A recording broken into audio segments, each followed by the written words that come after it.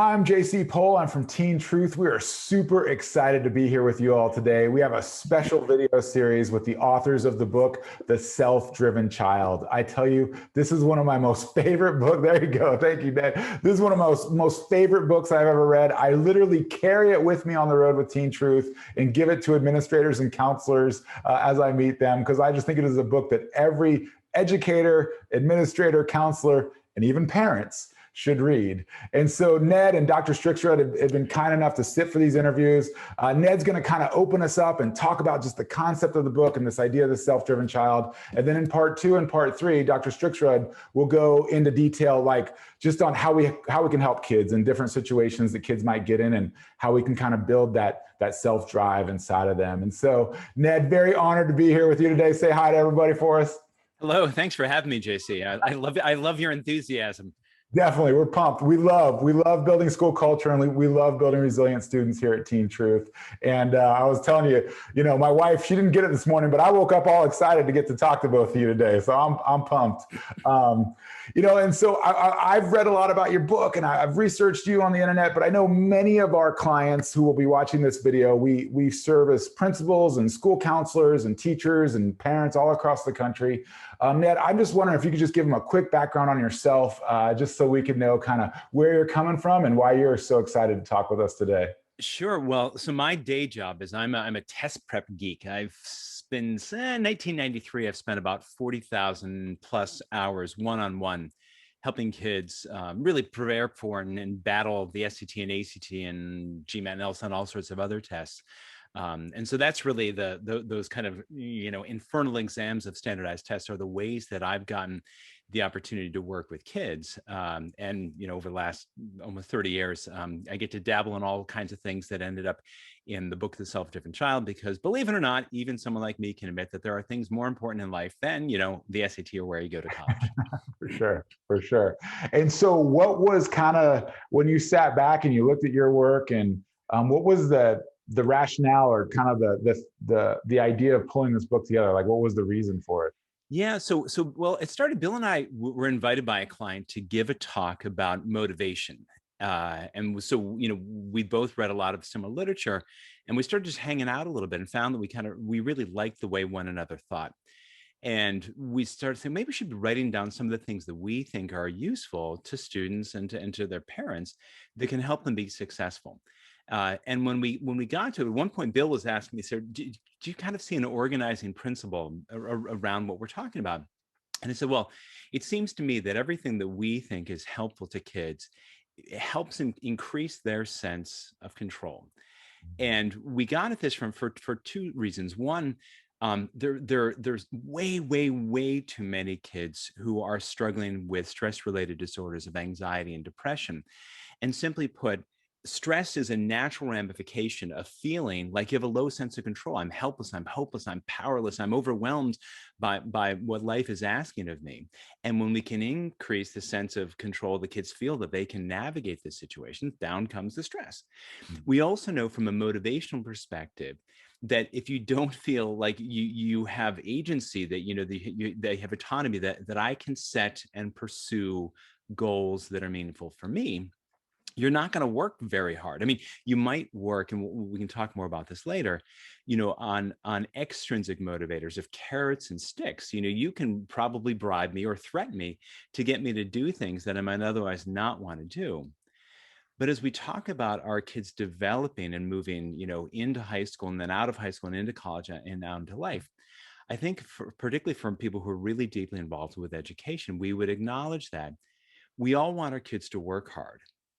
But more fundamentally, we want them to want to work hard, right? They're doing it because it's meaningful to them, not because if I don't, I get a bad grade, or, I don't get into college, or, mom or dad will be upset with me. That's a really imperfect model, because then as they move out of the household, someone else has to be responsible for threatening them or bribing them. And you want to get up every day, like you said this morning, like, I can't wait to have this conversation. I love talking about this stuff.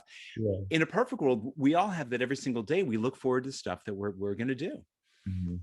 Yeah, it reminds me of, there's that movie a while back, I think it was called The Breakup, and it had Jennifer Aniston and Vince Vaughn, and they're yelling at each other, and she's like, "I just want you to want to do the dishes." And he's like, "Why would I want to do the dishes?" but that's kind of what you're talking about, I right? want you to do your homework. Yes, Okay. it's like how do you? And so you glossed over a little bit the word control. Now, Ned, Mm, this is a big part of your book, and a big part of like what I took away from the book as well. Just with Teen Truth, we get in there with students that are having really negative thoughts about themselves, yeah. contemplating suicide, just struggling in life, like just. And so many teachers and principals watching this video are working with students that are struggling as well. So let's dive into this word control a little bit. Like, Yeah. why Yeah. Yeah. is this so important for the mental health and success of our students? Take us a little deeper. Yeah, well, there's sort of two things. One, there's a wonderful researcher who heads the Center of Stress for Study of Stress in Montreal named Sonia Lupien. And she summarized was what makes life stressful with the acronym of NUTS. What makes us nuts, right? So N is novelty, new situations. Hey, novel coronavirus, woohoo, right? U is unpredictability. This is what makes traffic so hard. T is threat or perceived threat, and until COVID, for most of it, that was threat to ego. Do I look stupid? Am I, do people think bad things about me? Thank you, social media. And then S is the low sense of control. And it turns out that this is the most stressful thing that a person can experience. That we can deal with new situations, unpredictable, even threatening ones, if we feel that in that situation there's something that I can do to make things go better. And so when we started looking at this, and we found that a sense of control correlates with every positive outcome, health success, life success, career success, academic, everything. And one of the paradigm researchers on this is a guy named Steve Mayer, who worked with Martin Seligman early on in what was called learned helplessness. And he has this wonderful paradigm paper of learned helplessness at 50. But it led with a kind of a candid admission. He said it wasn't that these animals that were mistreated learned helplessness. It was that they failed to learn a sense of control. Mm-hmm. So the experiment that he did, and we'll talk about how this applies to all of us in life, and particularly our kids, is he had these two rats in a little cage, and they're two plexiglass cages, and each their tails hung out the back, and then a little electrode, and they shock them. And it's not life-threatening, but they sure as heck don't like it. Now, in the little cage, there was a wheel, and Rat A had a wheel that was connected to the shocking apparatus. So he figured out when he spun the wheel, the shock slowed down and eventually stopped. Woohoo, right? Rat B over there has a wheel, and he spins and he spins and spins, and nothing happens. Over time, the rat A that realized he had a coping mechanism. He had a way to deal with this tolerable stress. Mm-hmm. And it wired what's called the prefrontal cortex, which is the most recently evolved part of the brain that deals with decision making, goal directed behavior, but also putting things in perspective. So when you talk about kids who have anxiety or depression, by definition, their thinking's disordered, and it's suicide, right? A permanent solution to short-term problem. Mm-hmm. When we're in our right minds, we can see a way. It's painful, but we can see a way that we're going to be able to get through this. Rat B became a nervous wreck. Even, this is the really fun one that they did, they yoked the two of them. So Rat A, when he spun the wheel, he saved himself and he saved brother Rat B. Uh-huh. Now, I'm sure that brother Rat B was grateful as all get out to brother Rat A, but he still remained a nervous wreck. And so this is why the work that you do, JC, and all sorts of great clinicians and parents and teachers and everyone else, we want to help our kids help themselves, right? If I keep pulling kids out of difficult situations and solving them, I feel like a superhero. Haha, dad to the rescue, yeah. Right? But then the kid constantly comes away feeling like a damsel in distress, defenseless out in the real world. And so it's this, and this is really clever. Mayer then did this experiment where they, after the rat A had the coping mechanism, something bad happens. The prefrontal cortex activates and dampens down the stress response, the amygdala. They can put him in other situations and it generalizes. They can put him back there with the shocking apparatus and disconnect the wheel, but nobody gives him the memo. He starts spinning it and he's thinking, woohoo, and it dampens down his stress response. So it's not just being in control, it's the sense of being in control. Mm-hmm. And so this matters for us with parents. We're not talking about having a 6-year-old run the household. It's simply that he doesn't feel like his voice is never heard. He doesn't feel like he has no say. He doesn't feel like he needs someone else to run his life for him. And that, I mean, and that kind of leads us into the crux of the conversation I was really excited to have with you today. It's kind of the biggest thing I took away from the book. And it's just this idea that we as parents, as well as educators, are kind of consultants in these students' lives. We're there to kind of help them find the solutions that work for them. And so I was wondering if you could kind of talk to us about this consultant model and what it might look like, at the on campus, at school, as well as what it might look like at home. Because I believe that's what builds the intrinsic drive, right, that you're talking about. Well, yeah, I think that's right. And because, the model of intrinsic motivation holds that we need to have a sense of competency, a sense of relatedness, and a sense of autonomy. So great coaches, like great parents, like great teachers, work with kids, not on them. We help build their skills, right, their competency, but we do it in a way that shows care and respect. We maintain that relationship with them, and we don't undermine their autonomy. We don't say, I know better than you, you have to do this. And as though someone other than the kid is the expert on himself. And so the second chapter of our book is called I Love You Too Much to Fight with You About Your Homework. Because Bill's work is most often with kids for whom learning isn't easy. And the parents would so often report, gosh, I just dread dinner time, because after dinner, it's like 2 or 3 hours of fighting, trying to get our kids to do their homework. Yeah. And the problem is, when you do that, you might increase the competency short term, but you undermine the relatedness and the kid's autonomy. And effectively, you make the kid weaker. Because the kid feels that someone other than themselves is responsible for their success. Yeah. So Bill wrote this article. He just said, simply tell your kid, I love you too much to fight with about your homework, but I'll do anything I can to help. I'll sit with you if that helps. I can make the flashcards for you. I'll look at your homework. I'll quiz you on math. Think of me as your consultant. I'm here. I work for you. I'll help you in any way I possibly can. But I can't do this for you. And I can't act like someone other than you is responsible for doing your work, because I couldn't make you do the work. And it's funny, I'll tell you, I have a daughter who's a junior in high school, who's a fantastic human being, super, super bright. So I never win arguments with her, but she's also been over the last several years kind of undoing the anxiety and depression that she had fallen into in middle school. And so Zoom school for my kid, as it was for I think many kids, has been like, are you kidding me? Right. And she came to me the other day and she's like, do I have to go to class? And so, having written a book about autonomy, I'm like, well, of course, I can't make you go to class, obviously. But, and here was the great one, I said, but I can't tell you that you don't have to go to class, because it's not my class. I'm not the teacher and I'm not you. So it's up to you. And she's like, harumph. And she wanted me, because I said, I'm guessing that was not the answer you're looking for. Yeah. I'm guessing you're hoping that I would tell you didn't have to, because then you wouldn't have to feel guilty about it. And she looked at me like, wow. And what she said, she's grumpy face. And then 10 minutes later, she's in class on Zoom.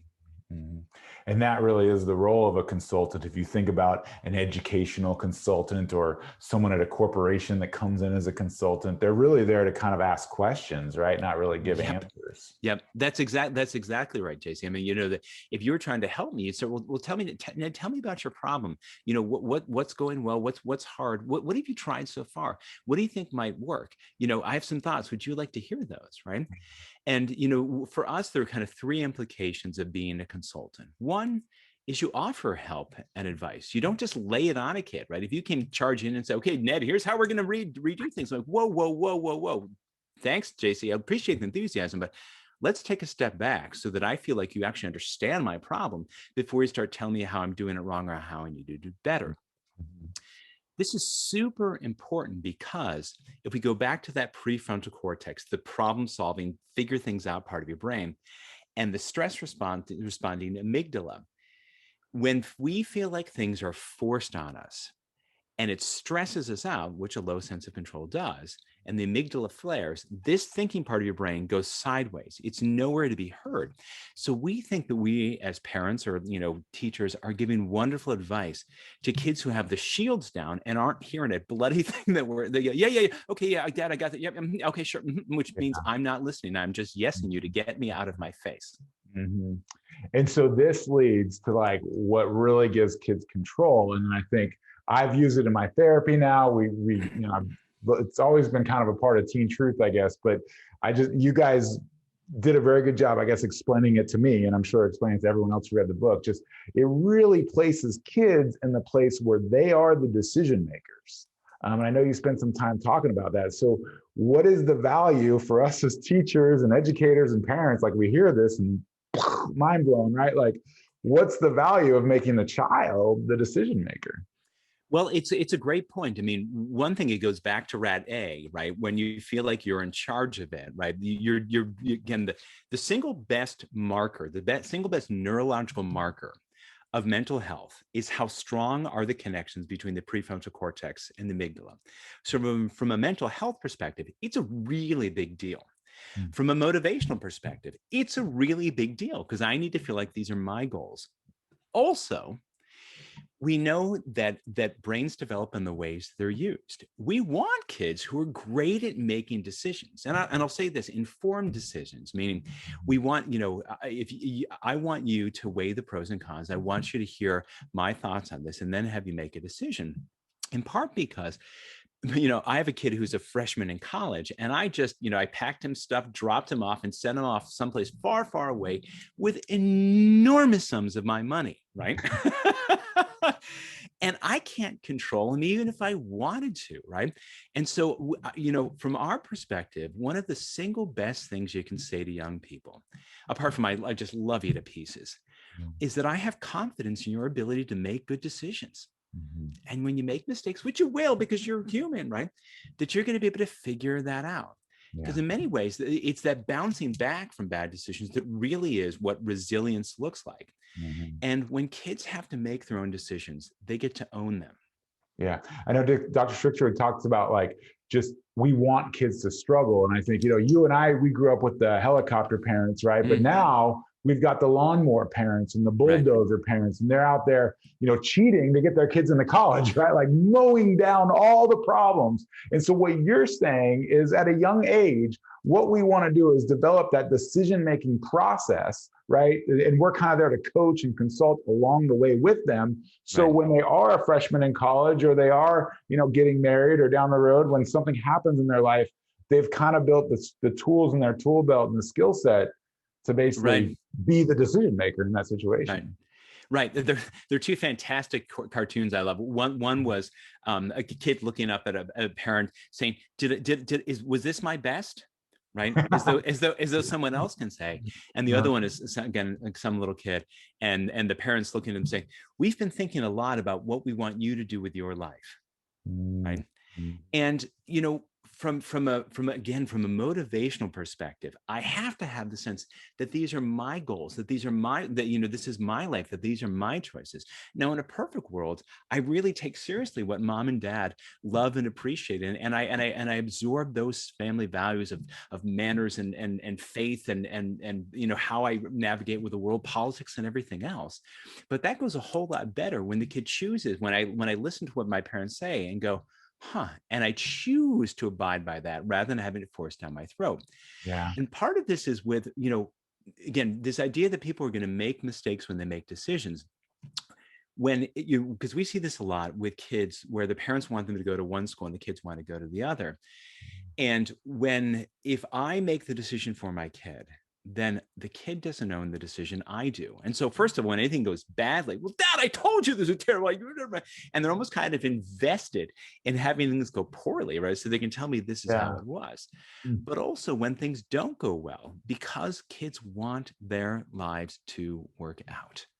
When they make a bad decision and they have to or get to own it, in my experience, I know this has been for me, I work doubly hard to just somehow, it may not be a plan A, it may be a plan B or C or Q, to somehow make this work, right? Because I don't want you to tell me, I told you that was a terrible idea. I don't want to hear that, but I also, hey, I want it to work. Yeah. And so, I love everything you're teaching right now. And so if we're on this call, and those of you watching, you've stayed with us this whole time, like, we're buying what you're selling, Ned. So how do we help maintain this drive? Like, you've given us some tools, you've given us something to think about, whether it's this aspect of control, the consultant model, kids as decision makers. Like, how do we maintain that drive in our students as they grow and change throughout middle school, high school, and college? Great question, JC. I was just listening to a talk by Denise Pope of the Challenge Success Program out of Stanford, and just brilliant. And she and they have been doing work over the last year to look at how kids are doing with the pandemic and with virtual school and engagement and on and on and on and on. And one of the single best predictors of how kids do in school and in life is, are they connected to one or more adults, particularly ideally someone at school? Mm-hmm. So one of the best ways to help kids remain motivated is for us just to show interest in them. Now, that sounds like a really dopey thing, but here's the caveat that no one's going to like. In things other than school, not your grades, not your test scores, not where you go into college, because all three of those things really create what's called an externalized locus of control, meaning I need other people to assess me and evaluate me, judge me. You know, all of us are way more complicated than the job that we do, right? And kids are no different. So really just, taking real interest and enthusiasm in the kids, in the things that kids do outside of the classroom. If it's in the classroom, awesome. Yeah. But really to view them and appreciate them as the multifaceted people that they are helps a lot. Yeah. And really it's just driving at that relationship piece, right? Like true relationship with them. And that's like the launching pad and everything. I talk to parents a lot, I work with a lot of like secure attachment, and we talk about attachment, and I say, you guys are kind of like the aircraft carrier. Like you're there, your home base, and your child is the jet, and like they're going to go off and they're going to do short missions, they're going to do long missions, and we want them to know that they can always come back to you. And I think you're kind of using that analogy just out on campus as well. The football coach, the counselor, the science teacher, they are small aircraft carriers also, where the student can kind of come down, touch down, have that relationship, and get launched out there. I love that metaphor, and I'll put a little twist on this too. I love it. Our chapter 4 in our book is called The Non-Anxious Presence, and it simply makes the point that everything goes better when the people around us, particularly the leaders, are not overly emotional, they're not reactive, they don't freak out, they don't yell a lot. And actually, the Navy SEALs have a motto that calm is contagious. Right. Yeah. And so if home base is like is that aircraft carrier, and you've had a heck of a flight and you've gotten strafed and you're smoke out of one engine, and this is going to be rocky. You do not want to be coming in and seeing the aircraft doing this, right? Oh, like, how do I land on something that's bumpy? You want that thing to be flat and smooth and keep going straight, because it's easier for you to come home to that. Sure. And so this is just a great conversation, Ned. I mean, the Self-Driven Child is a book that we all should reference and read. I think you've just dropped some value bombs here for our audience. Ned, this video is going to be going out across the country to principals and educators, school counselors, parents. I'm just wondering, like, one last question for you. Like, if you could close your eyes, if you had a magic wand and you could just tell these people like one thing to do for their students, to help these students be self-driven, to help them find success in their life, what would that one thing be for you? Well, the one that I would focus on right now is this: that when our kids come to us with problems, we have a tendency to either want to fix it for them or to sort of dismiss it. Oh, this will be fine. And, in a year from now, you won't care. One of the most powerful tools that we can use is simply validating and say, boy, that sounds like that's really hard. And that's pretty much it. Because in a perfect world, you can do what's called reflective listening, repeat back. So JC, what I think I'm hearing you say is you had a heck of a rough time in that class. And because simply the act of having another person, ideally an adult, say, I hear you, I get it, this is hard for you right now. Yeah. It calms down the stress response. Right, calms down the stress response and allows kids to solve problems for themselves. But when we fall into the habit of either fixing things or telling it's not such a big deal, we're being the opposite of that non-anxious presence. We're basically telling kids that we can't handle your hard feelings. And from your work of working with kids who are with suicidation and everything else, one of the ways that we know that we get close to people is by being with them in the presence of their hard feelings. And right now, almost every kid in the country has hard feelings. So so for parents, we don't have to solve things for them. If we can just be with them and say, boy, I see you, I hear that. Yeah. Is there a way that I can help? I hear you, just offering that comfort, being there with them, walking the walk with them. And I just hope, for all of you that stopped by today to watch this video, give it a listen. There's just been some great things that you can take away. Thank you so much for your time today, Ned. If you want to learn anything else out there about Teen Truth, you can find us at teentruth.net or, of course, on social media. And Ned, I know you've got a new book coming out pretty soon. What's the title of the next book? The book, thank you for asking. The book is called What Do You Say? Talking with kids, talking with kids to promote motivation, stress tolerance, and a happy home. Heck yeah. Every parent and teacher says that to themselves probably every single day. What do I say? Heck yeah. Well, check it out. Check us out at teentruth.net. Y'all take care. You have a great day.